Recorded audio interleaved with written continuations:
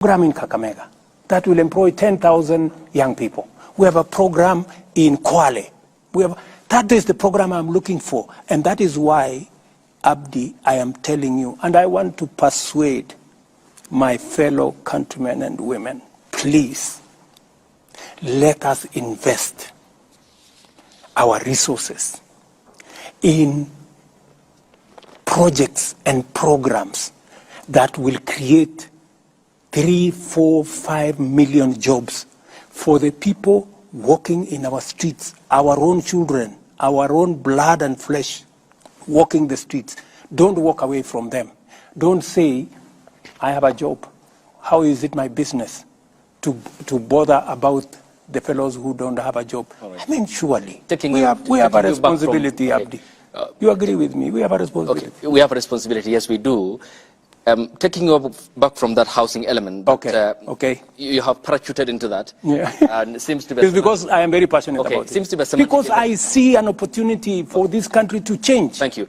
It seems though it looks like a semantic evasion. Final question on this. Yes. Because it's still on appointments. You said the expectation from those who supported you during the campaigns, and you have to place them somewhere in your government. Good example. Hypothetically, we are seated here. Mm-hmm.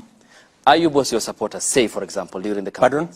Ayub was supporter. I supported you, your campaigns, by financing, but I have no qualifications.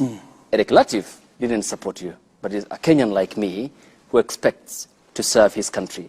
He has the qualifications. He has the merit, for example, let's say. Between me and Eric in your government, who will you pick?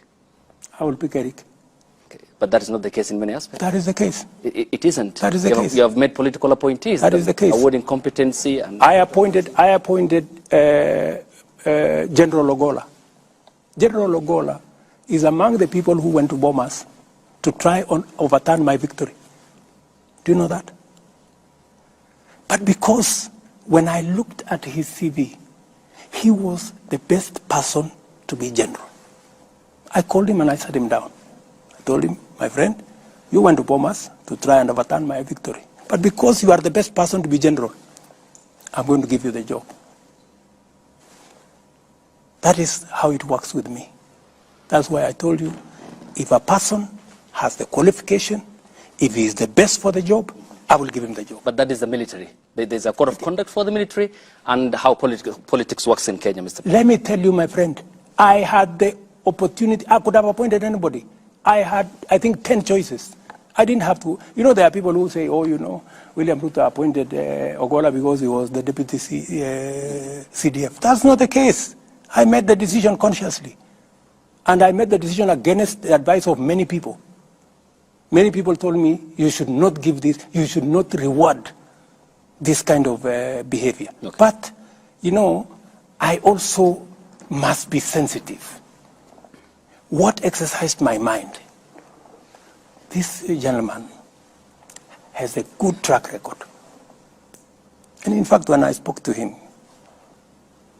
and it's not something that I should be talking about, but because you have asked a good question. What exercised my mind is, this gentleman, yes, he may have made a mistake. Maybe because the commander-in-chief that time told him what to do.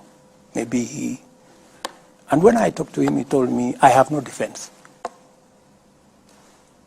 He told me, I have no defense. You do with me whatever you want. I cannot defend. It was wrong. What I did was wrong. Yeah? I am also conscious. My good friend Ayub. I'm also conscious that since independence, there is nobody from Nyanza who has ever been CDF.